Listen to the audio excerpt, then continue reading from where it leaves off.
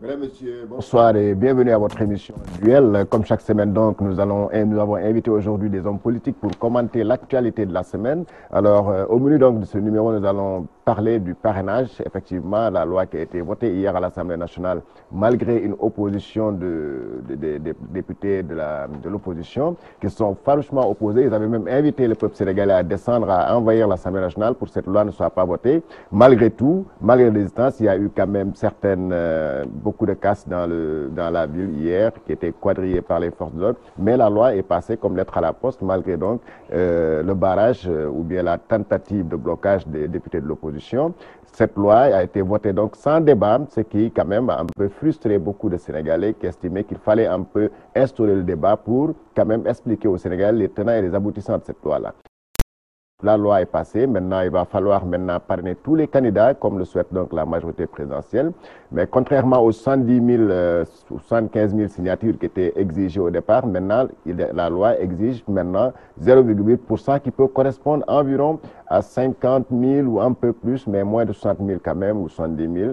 Donc désormais le parrainage est pour tous, pas maintenant pour les candidats indépendants. Alors nous allons aussi aborder le Front social qui est toujours en ébullition. Vous l'avez suivi certainement dans l'actualité au niveau des chaînes de télévision, les élèves à Ziguinchor qui descendent, qui sont toujours dans la rue, qui manifestent. Aujourd'hui seulement, nous avons appris qu'ils ont même brûlé un véhicule des forces de l'ordre à Ziguinchor. Alors, pour aborder ces thèmes, nous avons le plaisir de recevoir sur ce plateau deux hommes politiques. L'un, c'est M. Babacar Mbaye Ngaraf. Il est responsable du mouvement qui s'appelle Alliance Sauver le Sénégal. M. Mbaye, bonsoir. Bonsoir, M. Georges. Avec vous sur ce plateau, nous avons aussi le plaisir de recevoir M. Fossard Banding Souane. Il est responsable politique, membre de la paix. M. Souane, bonsoir. Bonjour. Alors, je commencerai avec vous, M. Babacar Mbaye. Quel premier commentaire faites-vous par rapport à ce qui s'est passé hier à l'Assemblée nationale? Permettez-moi d'abord de saluer mon co-débatteur et de rendre un vibrant hommage à M. Sidi Lamine Niasse pour sa constance dans le combat citoyen qu'il mène depuis des années. Tout ça pour l'intérêt du peuple sénégalais et du Sénégal. Et ensuite, me féliciter du courage dont l'opposition a fait montre hier. Mais également, remercier les Sénégalais qui ont bien voulu répondre à cet appel, malgré les menaces, malgré le dispositif répressif que Macky Sall et son régime ont mis sur place pour empêcher aux Sénégalais de venir manifester devant l'Assemblée leur... Vous étiez là-bas hier? Effectivement, j'y étais du début à la fin. Le commentaire que j'en fais, c'est celui que tous les Sénégalais en font. C'est-à-dire l'Assemblée nationale, hier, nous a montré encore une fois que les députés n'étaient pas là pour le peuple. Mais ils sont payés par le peuple, mais ils ne sont là que pour leurs propres intérêts. Pire, ils ont encore fait descendre l'une de nos institutions les plus chères, à savoir l'Assemblée nationale, dans les poubelles de l'histoire. Nous pensons très franchement qu'une loi aussi importante mériterait au moins par respect aux Sénégalais un débat. Ils ont voté sans débat. C'est la preuve de plus que ces gens, ce qui les intéresse, ce n'est pas de mériter la confiance des Sénégalais, mais c'est tout simplement faire plaisir à Macky Sall. Mais également fustiger le fait que le président de la République choisit ce moment si important de notre nation pour sortir avec sa famille et être en dehors du pays. Comme il a l'habitude de le faire, il n'a pas été l'occasion également de manquer de respect à nos autorités religieuses qui ont toujours constitué les ressources fondamentaux de notre société, à savoir les régulateurs sociaux. Je n'ai jamais vu un président, en tout cas une autorité de la tente de Macky Sall, manquer de respect à l'évêque de Dakar qui a lancé un appel pour demander non pas le retrait de la loi, mais tout simplement sa suspension pour donner de la chance à la concertation et au dialogue. Après, le khalife général des Mourides de Touba et celui de Tivaouane. Donc, Macky Sall a manqué de respect à tout le monde. Et par ricochet, il a manqué de respect également aux Sénégalais. La loi est passée comme lettre à la poste, parce qu'encore une fois, Macky Sall use chaque fois de la force pour faire passer ses volontés. Nous avons toujours dit, quand nous étions enfants, aujourd'hui encore nous continuons à le dire, que force reste à la loi. Mais avec Macky Sall, on se rend compte que c'est le contraire. Loi reste à la force. Il use chaque fois de la force pour faire passer ses volontés et s'appuyer sur les forces de l'ordre pour mater son peuple. Et nous pensons que, franchement parler, les Sénégalais ne méritent pas cela de sa part. Si on sait que le Sénégal a perdu 12 de ses fils pour que Macky Sall puisse accéder au pouvoir. nous pensons que par reconnaissance à ces gens-là, Macky Sall devrait au moins respecter le peuple sénégalais. Or, ce n'est pas les respecter que de prendre les forces de l'ordre pour les dresser contre le peuple auquel appartient pourtant. Voilà, merci M. Mbaye. Alors, Fossard Souané, quel est votre premier commentaire par rapport à ce qui s'est passé hier à l'Assemblée nationale? Merci Georges. En fait, je pense que la situation est claire et les Sénégalais ne sont pas dupes. Les Sénégalais ont compris qu'en réalité, ils sont les maîtres du jeu. Parce que détenteurs de leur carte d'électeur, parce que connaissant, même malgré le fait que la plupart des hommes politiques pensent que les citoyens ne sont pas conscients de la réalité politique, mais les Sénégalais sont très bien conscients de ce qui se passe. Vous savez, hier, le gouvernement a amené au niveau de l'Assemblée nationale un projet de loi pour reformer un peu la Constitution sur la question du parrainage, entre autres, parce qu'il y a d'autres points, entre autres. Et ce travail a été fait depuis très longtemps. Je rappelle qu'en octobre 2016, il y a eu un consensus avec les partis politiques de l'opposition comme de la majorité qui ont produit un rapport. Et que le ministre de l'Intérieur a montré tout à l'heure, l'autre jour,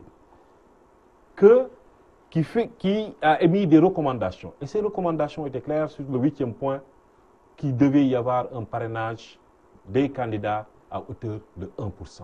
Et cela, tous les partis politiques étaient présents, dont l'opposition dite significative, entre guillemets. Et leur plénipotentiaire, leur signature est apposée sur ce document-là. Donc pour vous dire qu'en réalité, c'est depuis octobre 2016 que ce principe a été adopté. Entre-temps, il y a eu les élections législatives. L'opposition est sortie perdante de cette élection-là, pensant que les citoyens également allaient être dupes, pensant qu'ils pouvaient mettre en mal le président de la République et son gouvernement et le peuple a encore donné raison au président de la République, lui a renouvelé sa confiance.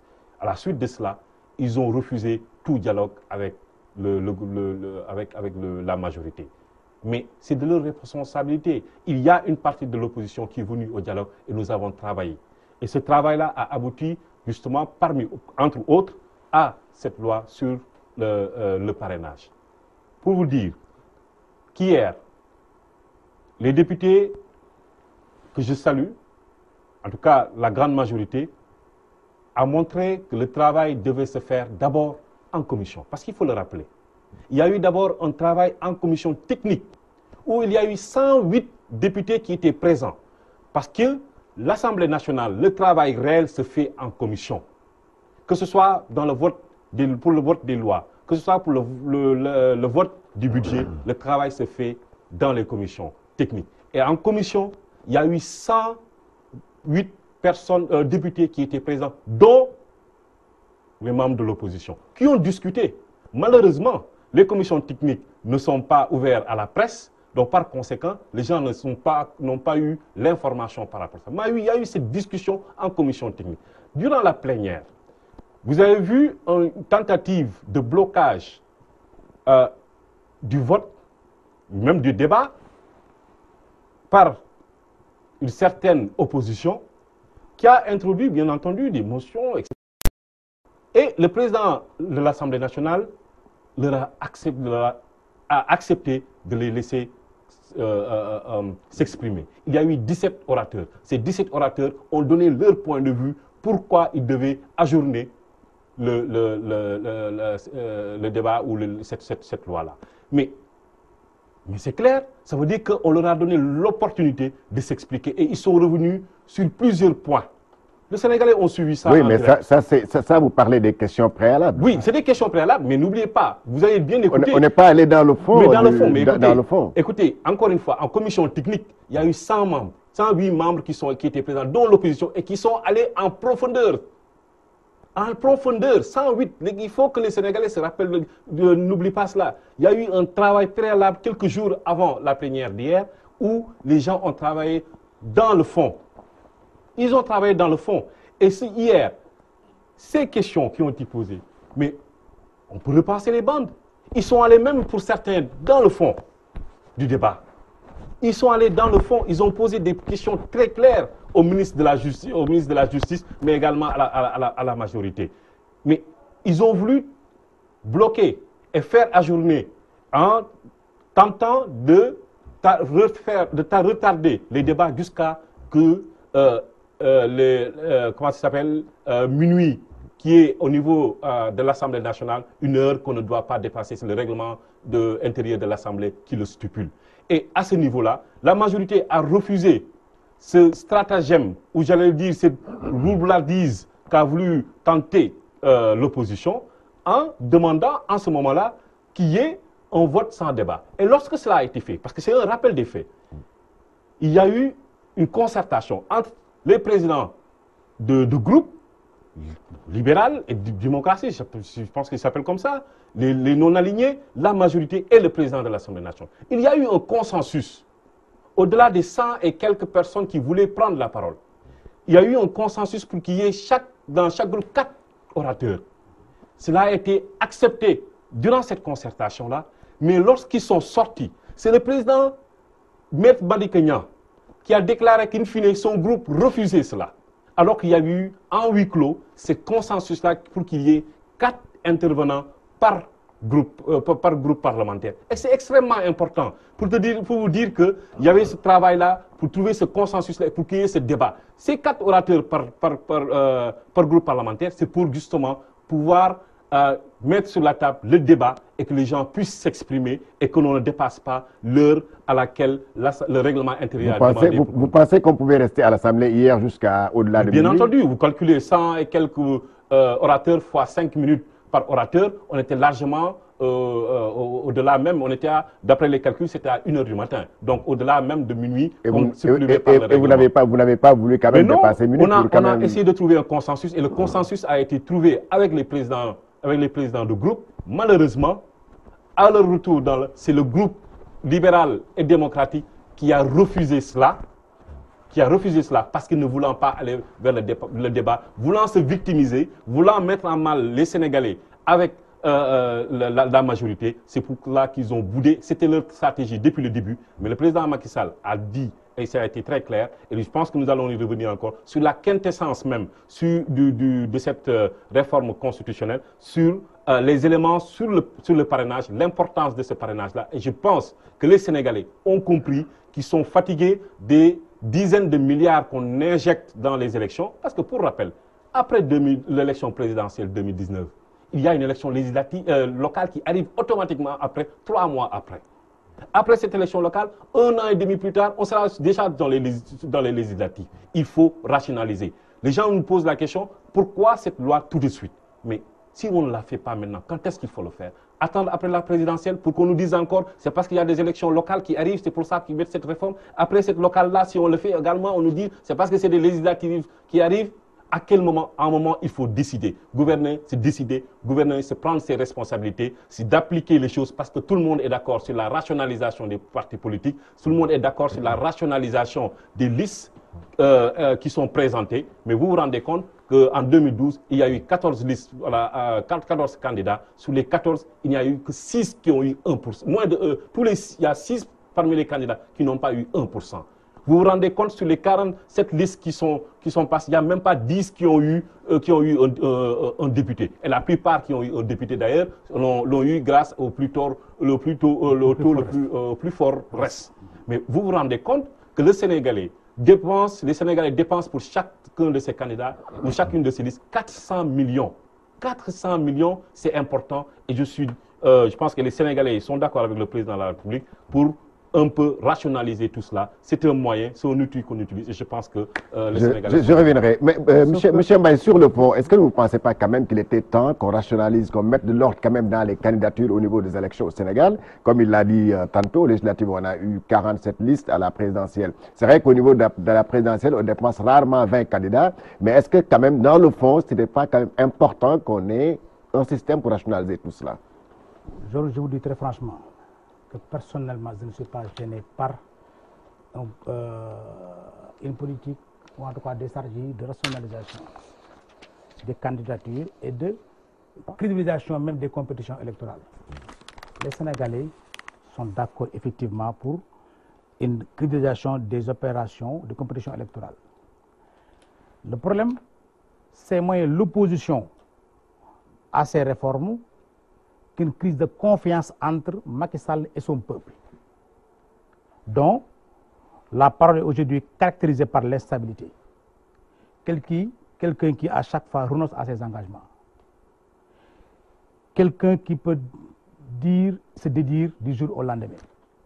Aujourd'hui, en grève, non pas autour de nouvelles revendications, mais autour d'un seul point, respect des accords signés, des accords qui ont été signés en 2014.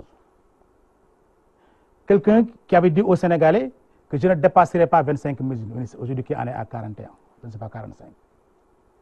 Quelqu'un qui avait dit que vous ne me verrez jamais signer un décret pour nommer mon petit frère. Rappelons-nous de tous les engagements que Macky Sall avait pris. Qu'est-ce qu'ils sont devenus aujourd'hui? Mais un homme comme ça, comment voulez-vous qu'on lui fasse confiance? Si bien que même dans la rue, vous entendez un slogan les avant dire que Dafma Bëgg Macky pour dire qu'il veut me tromper, il veut me dribbler.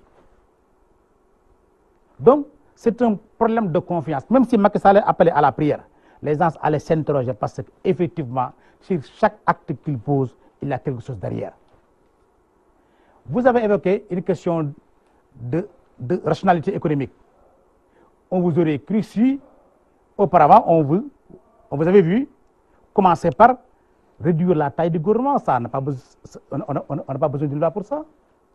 On est à 41 ministres aujourd'hui. La gouvernance sobre et vertueuse. On aurait cru cet argument si effectivement on vous avait vu à l'œuvre vous débarrasser des institutions inutiles telles que le Haut Conseil des collectivités territoriales. Les instances en n'en plus finir. La taille du gouvernement, M. Sané, vous pouvez au moins la réduire sans passer par l'Assemblée nationale. Vous n'avez pas besoin de loi pour ça. Donc, ce n'est pas une question de rationalité économique. Ce n'est pas une question de rationalisation du jeu démocratique. Ce n'est pas une question de crédibilisation des compétitions électorales. Parce que Macky Sall veut tout simplement avoir les moyens d'éliminer tous les candidats qui peuvent lui être fataux en 2019. Karim Wade exilé, les sénateurs de la justice. Khalifa Sall emprisonné. Les autres contre qui il n'a pas de dossier, il ne lui restait que le parrainage pour les éliminer. Le Conseil constitutionnel chargé d'arbitrer le jeu électoral, mais a perdu aujourd'hui la confiance des hommes politiques et même du peuple sénégalais. Tout le monde sait que Macky Sall qui use chaque fois de la corruption, de l'achat de conscience, Macky Sall et son régime, à toutes les élections, il use de l'achat de conscience pour avoir la majorité des voix. Mais leur permettre de connaître nos électeurs, c'est effectivement nous qui est dans la gueule du loup. Effectivement, il y a un député qui l'a souligné hier. Mais ça, deuxièmement, mais le vote, il est secret.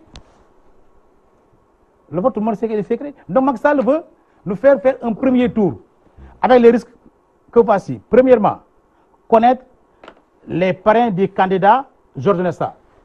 Babacar Mbaye, adresse, Guédiawaye, téléphone, etc.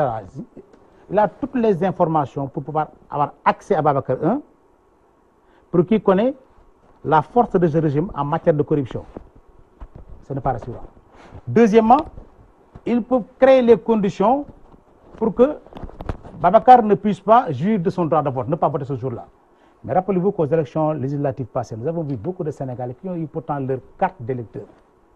Mais arrivé dans le bureau de vote, on leur dit que vous ne figurez pas sur la liste. En tout cas, il y a un drôle d'hasard, une triste coïncidence, c'est que toutes les victimes sont du camp de l'opposition. Je n'ai jamais vu rencontrer un membre du parti au pouvoir ou de ses alliés dire qu'il n'a pas voté parce qu'il n'a pas reçu sa carte. Aujourd'hui, on a dépassé 52 milliards pour confectionner des nouvelles cartes d'électeurs, des nouvelles cartes d'électeurs douées de cartes d'identité. Vous avez vu des Sénégalais qui ne disposent toujours pas de leur carte. Et pourtant, le ministre Aly Ngouille Ndiaye de l'Intérieur, chargé de la question, a dit clairement que quiconque est potentiel votant de Macky Sall aura sa carte d'électeur et sa carte d'identité. Mais dans ces conditions, comment voulez-vous que l'on fasse confiance à Macky Sall? Comment? Ce n'est pas possible. C'est la raison pour laquelle nous nous opposons à ces réformes. Hier, c'était à l'Assemblée, mais le combat n'est pas encore perdu. On ne pouvait... Vous avez perdu la bataille, une bataille. Très bien. En réalité, on n'espérait même pas gagner cette bataille parce que la majorité mécanique, voire même électronique, robotique à la limite. Comme l'a dit tantôt, quand mon frère me dit que les débats ont eu lieu en commission technique, ça c'est extrêmement grave. Les commissions techniques, elles ne sont pas publiques, elles ne sont pas ouvertes. Les Sénégalais c'est un débat qui se pose là-bas. Vous savez, la différence entre la commission technique et la plénière, c'est que la plénière est publique. C'est une science qui permet au moins aux citoyens qui le veulent d'avoir l'information et en tout cas les tenants et les aboutissants de la loi. Il y a un débat. Il n'y a pas de débat hier. Non, en commission technique, il y a un débat. Non, je ne parle pas de commission, je parle de la plénière, moi. Vous êtes à la commission, je parle de la plénière. Mais vous avez dit qu'en commission technique, il n'y a pas de débat. Il y a un débat. Forcément, il y a un débat. Je suis bien placé, j'ai été conseiller technique et je le suis toujours dans les ministères. Et en commission technique, il y a des débats sur les questions. Oui, allez-y. Je dis que hier, vous avez dit tantôt qu'il n'y avait pas de débat parce que, sous le prétexte fallacieux qu'il fallait tout terminer avant minuit. Mais les députés, ils sont payés à hauteur de plusieurs centaines. Oui, mais c'est que là, si on atteignait par exemple minuit, mais forcément, on allait ajourner la plénière. Mais quel est le problème pour qu'on reprenne la plénière demain? Il n'y a pas de problème à ce niveau. L'essentiel, c'est d'avoir un produit fini, un produit consommé, acceptable à la consommation par les Sénégalais. Mais aujourd'hui, beaucoup de Sénégalais s'interrogent. Ils ne savent même pas qu'est-ce qui tourne autour de ce parrainage. Ensuite, il a pris comme référence tantôt les élections législatives. M. Souané, hein? En tout cas, je ne vous connais pas, mais je vous prédispose d'une certaine sincérité. Vous savez très bien que les 99% de ces listes-là ont été parrainées par Macky Sall. À quel point? À quel but? Il y en a qui l'ont dit. Hein? Tu sais très bien que les élections législatives et la présidentielle sont différentes en mode. Là-bas, c'est le Raougadou. Il fallait tout simplement éclater les listes. Même si Macky Sall arrive avec 15%, les autres, 14%, 12%, 13%, ils sont majoritaires. La preuve, il s'en est tiré avec 49, moins de 50%. Il a l'écrasante majorité des députés à l'Assemblée nationale. Aujourd'hui, que ça ne l'arrange pas, parce que tout le monde a constaté qu'à chaque fois que des sondages désignent Macky Sall minoritaire, il met en œuvre des stratégies pour se maintenir au pouvoir. Et ce qui est triste dans cette affaire-là, c'est qu'il use encore une fois, chaque fois, de la force pour s'imposer au pouvoir. Le pouvoir appartient aux Sénégalais, au peuple.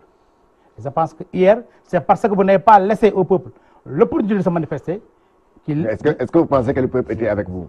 Mais justement, ils sont en train, parce que là, du côté du pouvoir, ils sont en train de dire que hier, vous avez eu la preuve que le peuple ne vous écoute plus, que le peuple ne vous suit pas, parce que vous avez appelé le peuple à envahir l'Assemblée nationale, la place Soweto. Malheureusement, il s'est retrouvé que quelques manifestants... Mais parce que tout simplement, on ne nous a pas laissé accéder à la place Soweto. Le 23 juin, les gens étaient à la place Soweto parce que la manifestation était autorisée. Oui. Mais hier, on a cadré tout Dakar. Que voulez-vous? Vous voulez que l'on prenne nos militants, que l'on prenne ces fils du peuple pour les dresser contre les policiers qui font partie de nous? Vous avez fait appel à tous les Sénégalais. Mais ces Sénégalais sont sortis. Mais vous avez fait appel à tous les Sénégalais qui sortent. Ça dit, c'est parce que ces gens-là, ils sont irresponsables. Ils ont pris toutes les dispositions pour assurer leur sécurité et celle de leur famille, qu'ils peuvent se payer le luxe de laisser les policiers aller en guerre même contre les citoyens. Mais nous, à notre niveau de responsabilité, nous devons nous interdire de telles pratiques quand même. Oui, mais alors, Fossard Souané, quand même, il a soulevé des questions assez importantes qui ont même été soulevées hier au niveau de l'Assemblée par certains députés. Je vais vous lire un point, il en a parlé tantôt. Excusez-moi Souané, il a parlé du refus du dialogue. Mais malheureusement, là, vous nous donnez encore raison. Parce que même ceux-là qui avaient accepté d'aller avec vous au nom du patriotisme ont été trahis par la suite. Ils ont parlé du bulletin unique. Pourquoi vous ne prenez pas en compte le bulletin unique si, encore une fois, vous évoquez des rationalités économiques? Les gens ont parlé de bulletin unique. Vous n'en avez même pas fait cas. Okay. En 2000, je pense que c'était 2016 ou 2015. C'est pas la première fois que l'opposition tente de dialoguer avec le président. Mais en 2016, alors qu'on était en plein dialogue, c'est Abdoulaye Daouda Diallo qui est allé à l'Assemblée contre toute attente pour faire passer les modifications du code électoral. Mais dans ces conditions, comment voulez-vous que l'on dialogue avec quelqu'un qui d'abord se plaît à renier sa parole, qui ne respecte pas sa signature, qui n'a aucun respect pour nos dignitaires religieux et coutumiers? Georges, Oui, alors hier, je le rappelle, hein, il a soulevé des questions qui étaient même soulevées hier à l'Assemblée par certains députés qui décèlent des pièges dans ce parrainage-là, surtout au niveau des signatures, et aussi éviter quand même que qu'on puisse identifier les parrains pour quand même essayer de les corrompre ou bien de les acheter pour qu'ils ne puissent pas voter pour eux. Même les empêcher de voter. Il y a plusieurs choses qui ont été abordées. Je vais commencer par là où vous avez votre question tout de suite avant de revenir sur quelques points que Babacar a évoqués tout à l'heure.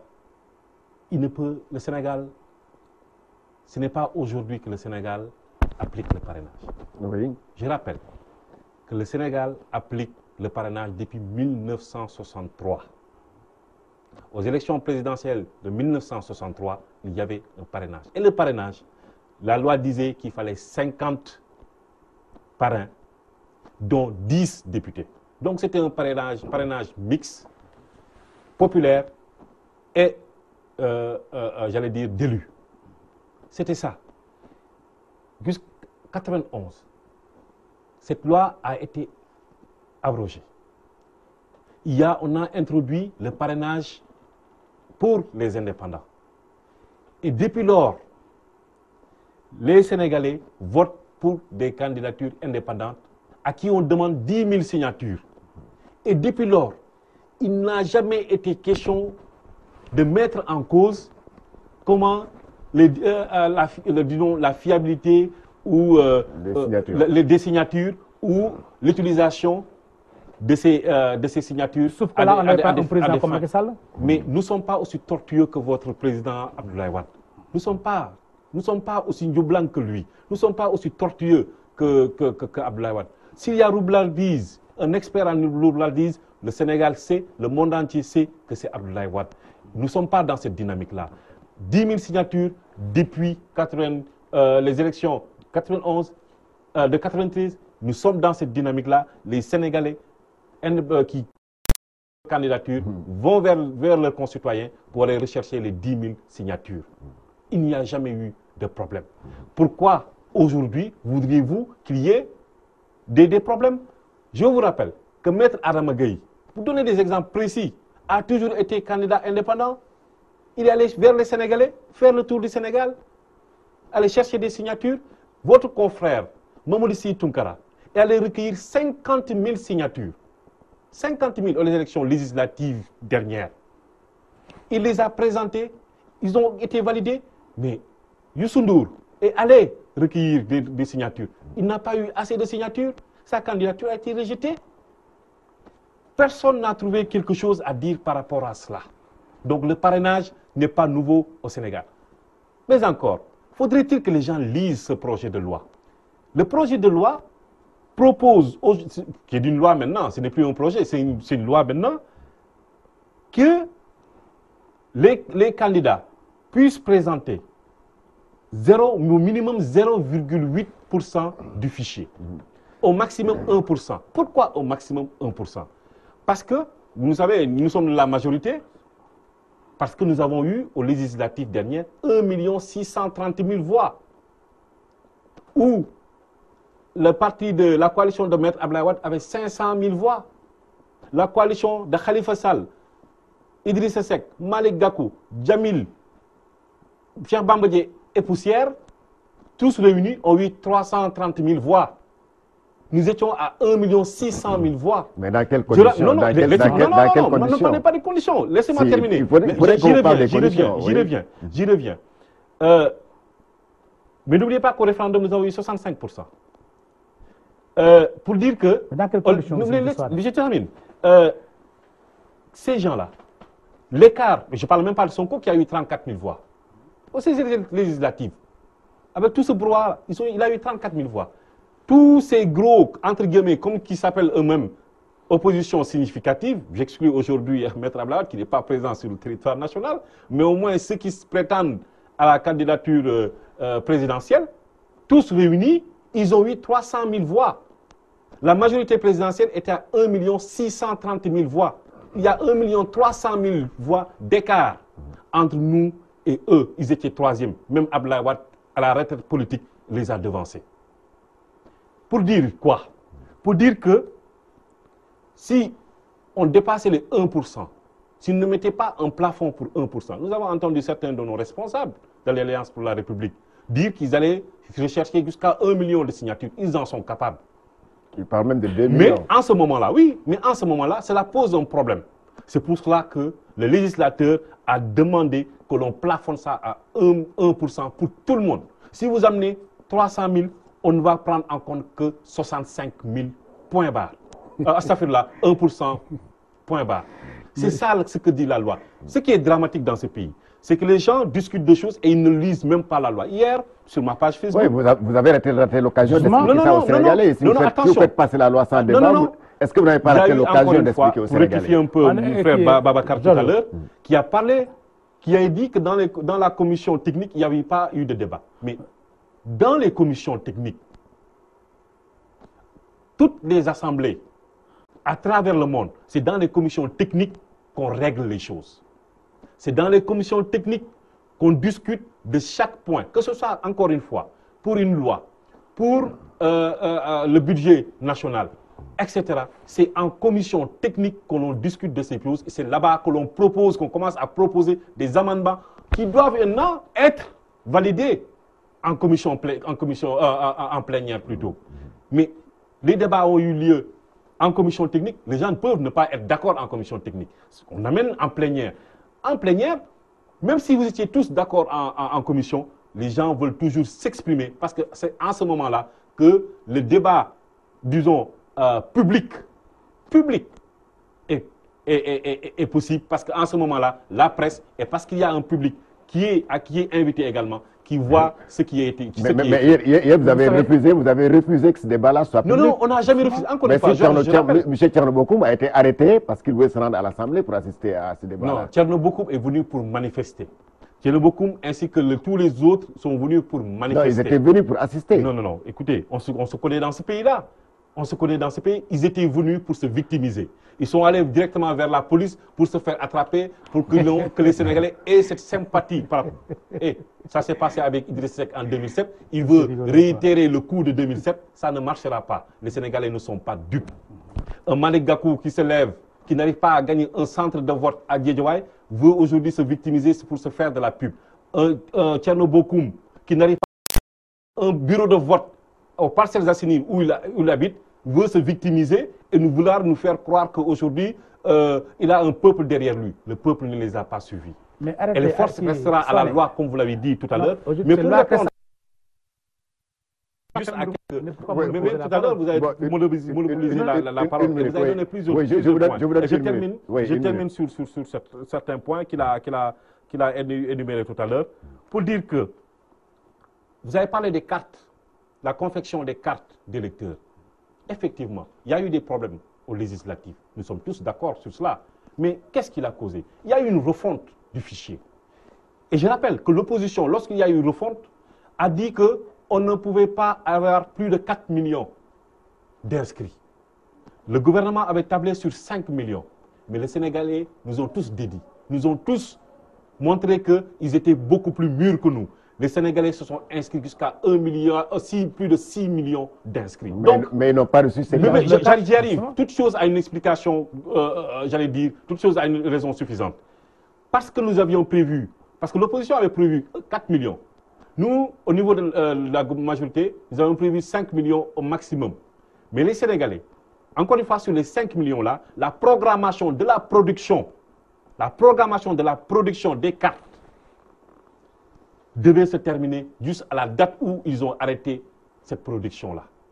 Et ce qui fait que les Sénégalais s'étant inscrits avec 1 million de plus que ce qui était prévu, si vous vous rappelez, c'est les mêmes 1 million qui n'ont pas reçu leur carte. Parce que tout simplement, la programmation qui était claire par rapport à ce niveau-là, encore une fois, l'opposition disait 4 millions d'inscrits maximum. Nous avions dit 5 millions. Les Sénégalais se sont inscrits à hauteur de 6 millions. C'est ça le problème. Mais pour rectifier cela, le président a consulté le Conseil constitutionnel pour permettre à tous les Sénégalais de voter. Moi qui vous parle, législatif, je n'ai pas reçu ma carte.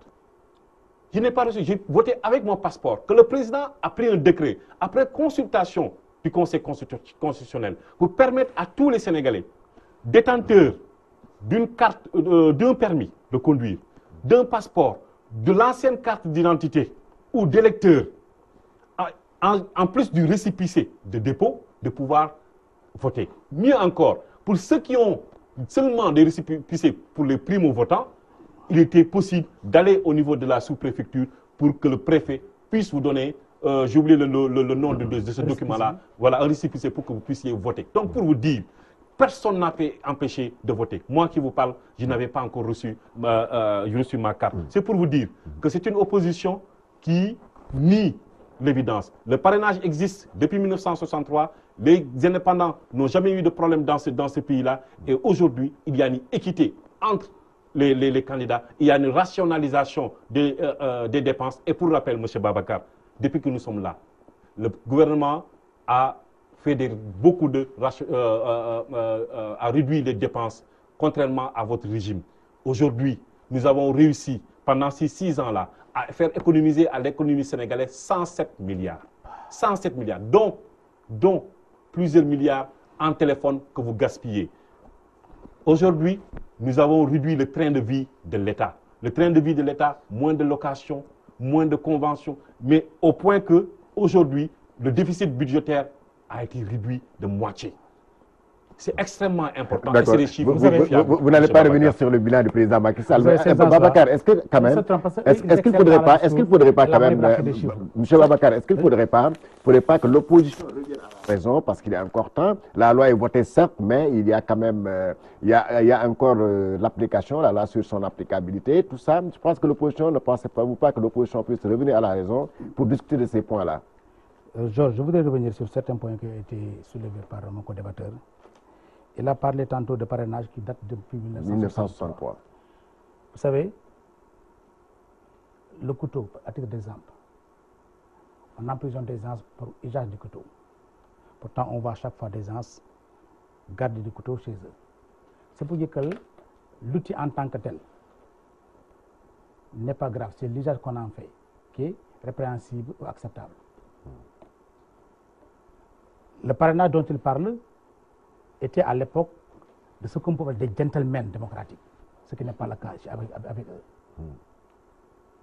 Parce que Macky Sall, encore une fois, quelqu'un qui n'a pas de difficulté à renier ses propres paroles, quelqu'un qui n'éprouve aucune difficulté, aucune gêne à renier sa propre signature.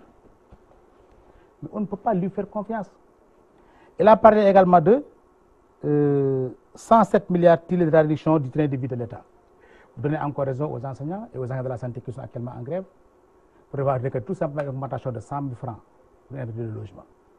C'est-à-dire qu'il faut arrêter, M. Souane, ce discours trompeur. Excusez-moi, j'ai beaucoup de respect pour vous. Vous ne pouvez pas continuer à diriger les Sénégalais par la manipulation et la falsification de la vérité.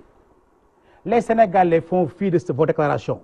Les Sénégalais braquent leur gesture, leur comportement et leur vécu quotidien. Aujourd'hui, la réalité est que les Sénégalais sont fatigués parce que les seuls dividendes profitent à une petite catégorie de personnes appelées Macky Sall et sa famille. Vous avez dit Macky Sall vous avez pris ce comme objectif 1 million de signatures. Mais c'est ridicule.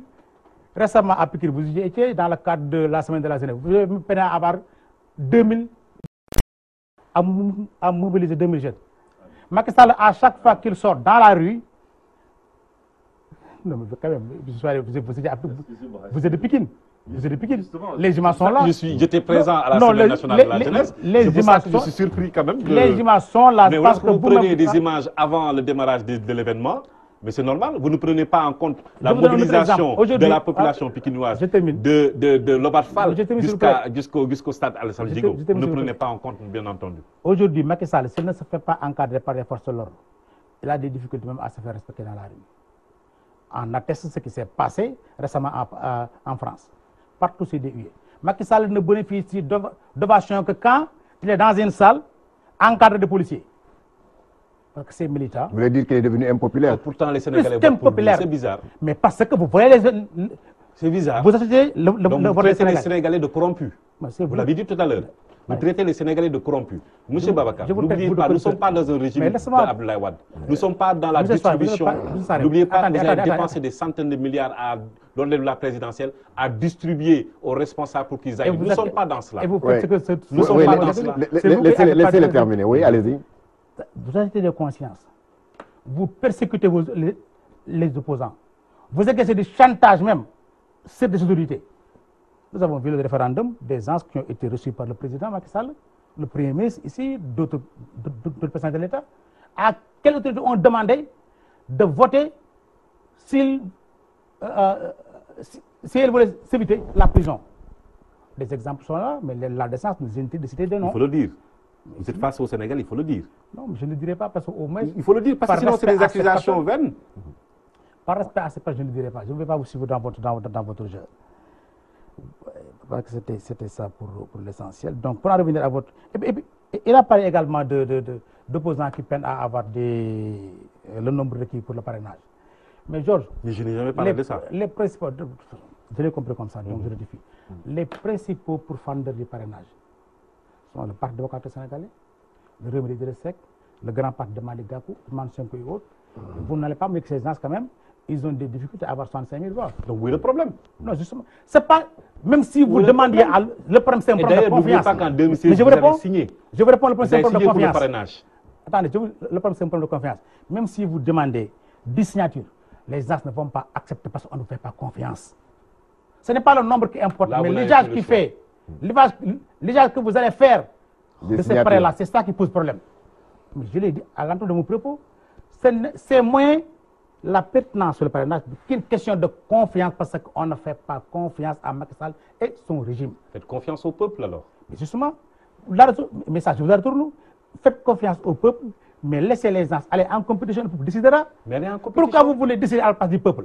C'est parce que Macky Sall, encore une fois, il est sûr et certain, en atteste le résultat qu'il a eu malgré toutes les tentatives de confiscation de la volonté populaire. 49%. Achat de conscience, corruption, harcèlement, persécution. Avec tout ce tintamarre, avec tout cet arsenal-là, Macky Sall s'en est tiré qu'avec 49% qui vont se dégringoler de jour en jour. Mais respectez le peuple. Laissez le peuple, le véritable arbitre, arbitrer.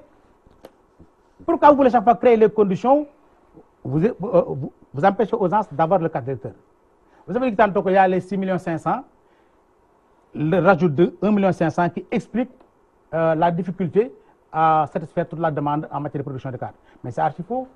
Parce qu'en 2016, je crois bien, mais les gens n'avaient pas déjà le carte. À l'époque, on n'avait pas encore atteint la barre des 6 500 000, M. Soirée. Mais n'oubliez pas. Attendez. Terminez, je vous réponds. Cette difficulté à avoir accès à leur carte d'identité. Vous voulez dire que c'est fait exprès? Mais c'est fait exprès parce que ces gens Sénégalais ne veulent pas que les Sénégalais... Je n'ai pas reçu ma carte et j'ai pu voter, comme tous les autres Sénégalais. En tout cas, moi, c'est la première fois que c'est la première fois que je vois un membre de la paix dire qu'il n'a pas reçu sa carte. En tout cas, j'ai vu que même les gens, vos propres militants, vous avez tout fait pour leur donner le carte. C'est parce que vous n'êtes pas tout respecté à l'APR. En tout cas, les gens que je connais à l'APR ont tous eu leur carte. Je n'ai pas besoin. Ça veut dire, je suis un citoyen comme tout le monde. Je dépose ma carte aux commissions comme tout le monde. Ça veut dire chaque fois vous créez des pratiques, vous créez des micmacs. Si vous instrumentalisez la justice, vous dressez les forces de l'ordre contre le peuple, vous persécutez, vous manquez de respect aux autorités, vous créez chaque fois les conditions pour vous maintenir au pouvoir contre la volonté populaire. Mais là, je voudrais vous rassurer, monsieur Georges, on n'a même pas perdu une bataille, parce qu'en réalité, on n'espérait pas, on espérait absolument rien de cette assemblée. Il a fini de capituler. Une assemblée qui se prosterne devant l'exécutif. On n'attend absolument rien d'elle. C'est un combat de principe tout simplement. Mais la bataille va se mener dans la rue. Parce qu'il ne nous reste malheureusement que le combat citoyen pour défendre la patrie. Nos grands-pères ont payé de leur sang pour un Sénégal indépendant.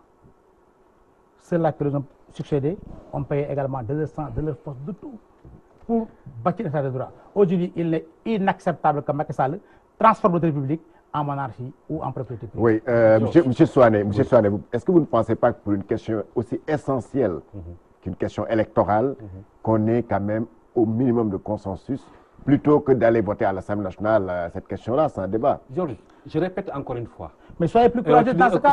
Aux Sénégalais. C'est dans le logique. Octobre Ils vont même transformer 2016, l'élection présidentielle en nomination présidentielle.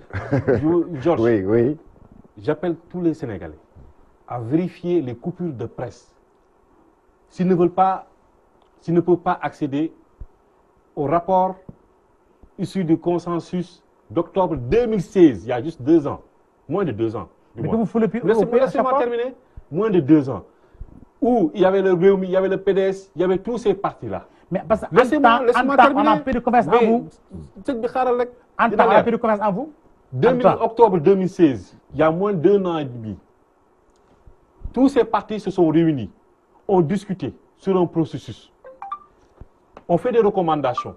Ces recommandations, le 8e point, le PDS, le Rewmi, le grand parti, Cheikh Bamba Dièye, etc., et la majorité présidentielle et les non-alignés ont signé pour dire que le 8e point, il fallait un parrainage à 1% pour les candidats à la présidentielle. Mais c'est vérifiable, s'il vous plaît.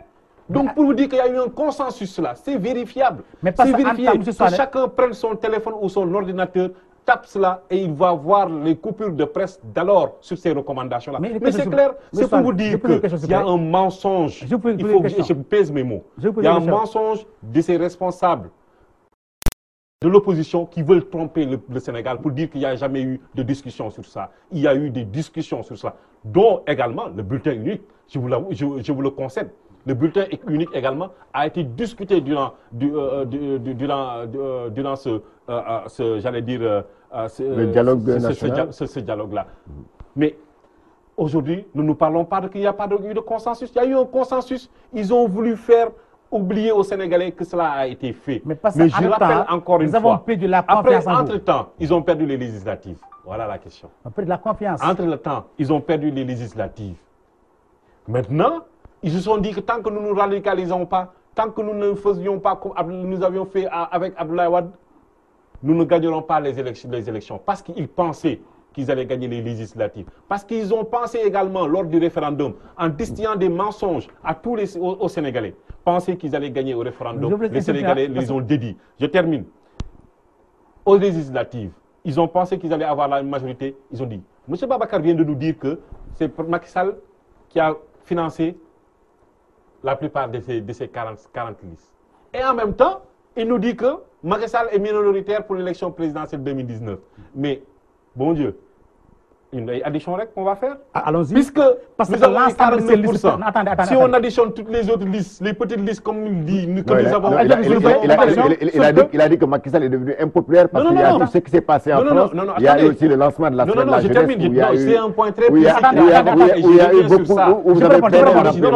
Je termine. Je réponds à ce que vous avez dit. Je suis en train de répondre à ce que vous avez dit. Vous avez dit que Macky Sall a financé la plupart de ces 47 listes. C'est ce que vous avez dit. Oui, je maintiens. Et vous avez dit également que Macky Sall, lors des législatives, est devenu minoritaire dans ce pays puisqu'il a eu que 49%. Vous l'avez dit aussi. Mais je dis donc, si nous avons financé les 47 listes-là, donc nous prendrons toutes les voix qu'ont eu les listes que nous avons financées, plus nos 49%, nous sommes largement au-delà des, j'allais dire même des 55%. Donc, alhamdoulilah, il n'y a pas de souci par rapport à ça. Il n'y a pas de souci. Le paradoxe, ça c'est le premier paradoxe. Si vous faites l'addition de ces 49 listes, ça ne pas 1%, justement. Le deuxième point. L'addition de ces listes perdantes, plus les 48% de Macky Sall ne prennent pas 50%. Vous reprendrez, il a parlé tout à l'heure de la fiabilité du processus par rapport au parrainage. Et parce que hier également, sur les réseaux sociaux, j'avais eu beaucoup de discussions sur cette question-là. Les gens m'ont dit, oui, mais comment tout cela va s'organiser, qui va vérifier. Mais j'ai appelé d'abord encore une fois aux Sénégalais que le parrainage ne date pas d'aujourd'hui. Depuis 1991, c'est pour les candidatures indépendantes, il est de 10 000. Il est de 10 000 le parrainage. Et ce parrainage-là, les gens, vu le Conseil constitutionnel, valide ou invalide tout cela. Mais dans la loi qui est proposée, il est mis un comité, des commissions, au niveau de la Sénat, qui fait quoi? Qui fait une vérification de ces signatures avec la présence de l'ensemble des plénipotentiaires, des mandataires de tous les candidats qui sont présents lors de la vérification de ces signatures. C'est très clair. La plupart des gens qui parlent, ils n'ont pas lu cette loi. Ils ne l'ont pas lu. Ils disent non pour dire non. Et demain, si on les appelait encore... Parce qu'ils nous disaient tout à l'heure qu'on ne respecte pas les chefs religieux. Mais je rappelle que les chefs religieux, à chaque événement, que ce soit au Magal, que ce soit aux différents gamous, que ce soit pour l'église, ils ont toujours appelé l'opposition comme la majorité qui sont présents durant ces cérémonies-là à dialoguer. l'opposition ne les a jamais écoutés. Ne les a jamais écoutés. Cette fois-ci, il y a eu beaucoup d'autorités religieuses qui ont demandé la suspension. Les autorités religieuses n'étaient pas au courant qu'en 2016, octobre 2016, que tous ces partis-là qui parlent ont signé pour le parrainage. Ils l'ont signé et c'est clair, c'est disponible et ils le savent et c'est pour ça qu'ils n'en parlent pas. Vous n'entendrez plus pas ni Idriss Seck, ni Malick Gakou, ni les autres en parler parce qu'ils ont très bien signé en octobre 2016 un rapport où, durant une des recommandations, c'est le parrainage à 1%. Ils ont signé et ils le savent. Pour Réumi, c'était Déthié Fall qui était là-bas. Donc, pour être clair, c'est des choses qui sont précises et qui sont claires. Pour revenir sur mon point, pour dire quoi? Ces parrainages-là seront vérifiés avec la Sénat et les représentants de chaque candidat qui vont vérifier. Encore que l'opposition récuse la Sénat. Non, mais récuser Sénat ou pas, ce qui est important, c'est que eux, comme dans les bureaux de vote, leurs représentants seront dans la commission pour vérifier chaque signature ensemble avec la Sénat sur la fiabilité de chacun de ces documents. Donc à ce niveau, on n'a pas de problème. Une dernière chose, Georges, si vous le permettez. Il a parlé tout à l'heure de rationalisation des dépenses. Mais écoutez, le travail que nous avons de ces 607-là et d'autres dépenses qui ont été réduites nous ont permis d'investir dans l'éducation, nous ont permis d'investir dans les inondations que vous connaissez bien, M. Babacar. Nous ne sommes plus dans le plan, comment vous avez appelé ça encore, le plan Orsec. Nous ne sommes plus dans ça. Nous sommes dans la construction, nous sommes dans l'assainissement. Vous allez à Wakinam Nimzat, que vous connaissez bien, nous avons mis des canalisations. Aujourd'hui, ce problème ne se pose plus. Vous allez à Dalifort, que vous connaissez bien, M. Babacar, de l'inondation, au niveau des inondations, ça ne se pose plus. Ça ne se pose plus à Tcharegar, où aujourd'hui le gouvernement a encore investi là-bas. Ça ne se pose plus à Guide Tcharekao, parce que nous avons rationalisé des dépenses pour les investir dans les inondations, dans l'éducation. Voilà, cela même nous permet, d'aborder le second thème par rapport à l'évolution du Fonds social. Parce qu'on vous a formaté, c'est-à-dire... Personne ne m'a formaté. Si, on vous a formaté, on a conçu une chanson pour vous, que vous reprenez comme une rengaine, sans même connaître... Je suis assez doué de raison, je pense, et pour pouvoir réfléchir moi-même et me décliner mes idées. Parce que malheureusement, tout ce que vous venez de dire relève de la contre-vérité. Vous avez parlé de la gestion des inondations. Je voudrais vous renvoyer au programme d'action prioritaire dans le cadre de la gestion, dans le cadre de l'éradication définitive des inondations. Je peine à parler parce que j'ai été hier, malheureusement, dans le cadre de la lutte contre les policiers avec les courses-poursuites. On ne s'en est pas tiré. Le corps n'a pas du tout fatigué. Vous me comprenez certainement. Donc je disais tantôt que la gestion des inondations est antérieure à votre régime. C'est le président Abdoulaye Wade qui a conçu et réalisé le délogement recasement, c'est-à-dire expliquer les gens des zones non édificantes pour les recaser à Djahaï. Le plan Djahaï. Le dressage des eaux stagnantes vers les bassins à interconnecter, maintenant les jeter vers la mer, cela relève également de Abdoulaye Wade. La preuve est que Macky Sall, en 2012, l'une de ses premières visites dans la banlieue, c'était pour aller suivre l'avancée des travaux au niveau de Malick et de Grand Yoff. C'était en 2012, j'espère bien. À l'époque, vous n'avez pas encore fait un an pour disposer du temps nécessaire pour concevoir un projet, bénéficier d'un financement et de le dérouler. Ça veut dire simplement que vous êtes en train de faire dans la récupération. Vous savez, si. Nous avons un plan décennal de 600 milliards et 60 milliards par année. Et qui doit être ce que nous avons fait à Touba, nous avons fait, contrairement à vous, contrairement à votre régime. Oui, Soane, laissez expliquer, oui. C'est pour cela que les populations de Touba sont mécontentes encore une fois de vous. Parce qu'il y a toujours un fossé entre vos discours que vous chantez comme une rengaine et la réalité concrète sur le terrain, fondée sur le vécu des Sénégalais. Ça, c'est tout simplement une parenthèse. Tantôt, j'ai parlé également des 36 listes parrainées par Macky Sall. Mais malheureusement pour vous, les 36 listes parrainées, l'ensemble de leurs voix ne feront pas 1%. Parce que vous avez misé sur les mauvais chevaux. Entre-temps aussi, le code de pénalité a considérablement dégringolé. Les Sénégalais prennent conscience de jour en jour du sabotage qu'il est en train de faire de leur école, de l'école de leurs enfants. Les hôpitaux qui tombent malades, qui ne sont même plus capables de prendre en charge les malades que leur avant. Parce que dans la démagogie, ils ont parlé de couverture maladie universelle. Une politique qui aujourd'hui asphyxie et appauvrit nos hôpitaux. Les Sénégalais vous ont vu à l'œuvre brader les ressources naturelles, le pétrole, le gaz, etc.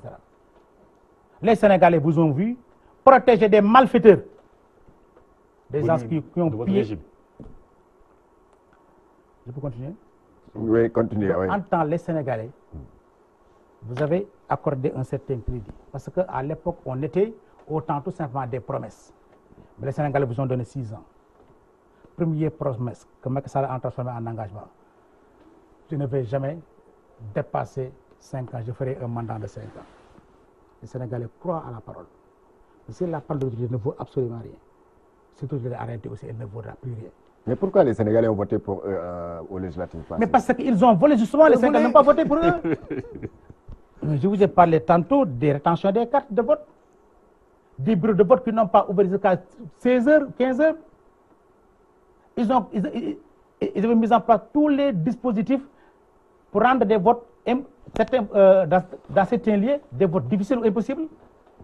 Mais combien de Sénégalais n'ont pas voté aux législatives? Et là également, je vais être d'accord avec lui et même vous. Hein. Et là, je voulais qu'on rectifie d'abord. Il parle de majorité en termes de voix. Je ne pense pas que si on fait le cumul des voix des deux grandes coalitions, l'une dirigée par Abdoulaye Wade et l'autre par Khalifa Sall, on n'allait pas vous dépasser. C'est pour cela que j'en veux un peu à l'opposition. Parce que lors de législative passée, les membres de l'opposition auraient dû faire preuve de patriotisme en oubliant leur personne, en mettant en ville les ambitions personnelles pour être ensemble. Aujourd'hui, dans beaucoup de départements du Sénégal, dans beaucoup de départements du Sénégal, le cumul des voix de la coalition de Khalifa Sall et de Abdoulaye Wade sera largement supérieur au nombre de voix de Vous avez une minute. Malheureusement, si on était ensemble, Babacar est dans une politique fiction, je pense. Il est dans une politique fiction où peut-être il se ressasse de ce que ces deux leaders, que ce soit Karim Wade et Abdoulaye Wade, faisaient dans le truc et que les Sénégalais ont sanctionné. Ils ont distribué de l'argent, mais les Sénégalais ont pris leur argent et les Sénégalais les ont quand même enlevés. Aujourd'hui, les Sénégalais ont vu les avancées majeures que le président Macky Sall a effectuées dans le cadre de l'électricité, où aujourd'hui nous n'avons plus de problème de délestage parce que tout simplement, il y a eu des investissements clairs et le courant est devenu moins cher encore une fois, non seulement disponible, et il y a eu une réduction sur le coût. Dans le cadre de la santé, nous avons mis en place la CMU. Nous avons trouvé le plan Sésame qui était moribond. Mais nous l'avons repris parce que c'était une bonne idée d'Abdoulaye Wade. Nous l'avons repris aujourd'hui. Vous n'entendez plus nulle part que l'on critique le plan Sésame. La CMU, elle est progressive. Nous avons commencé par les élèves, les étudiants sont plus dans la rue. Pour les gens de santé. La santé, le président Macky Sall a reçu, le Premier ministre a reçu les syndicats de la santé. Ils sont sortis globalement satisfaits. Donc, toutes les revendications ne peuvent être satisfaites, mais ils sont sortis satisfaits des propositions du gouvernement. Pour les enseignants, le président Macky Sall les a reçus. Cette avancée majeure, il y a eu 33 points. Je rappelle, 33 points en négociation. Le président Macky Sall a satisfait 32 de ces points, dont les indemnités de logement. Il les a augmentés de 25 000 francs. Mais c'est extrêmement important. Il demandait 40 000. Le président a demandé d'abord une première tranche en octobre. La deuxième, je pense que c'est en décembre. Pour vous dire que le président Macky Sall connaît les difficultés de l'enseignement. C'est pour cela qu'il y a une double action à faire sur la qualité, sur la quantité, en construisant 10 000 salles de classe. Merci, c'est tout pour ce duel. Merci à mes invités. Monsieur Fossar Baning Souane, je rappelle qu'il est responsable de l'APR. Merci à monsieur Babacar Mbaye Ngaraf, il est à la tête de l'Alliance pour sauver le Sénégal. Merci à l'équipe technique, Cheikh Tidiane Ndiaye, Cheikh Diane Diop et Ousmane pour le décor. Merci aussi à vous, chers téléspectateurs, avec les programmes de Web TV.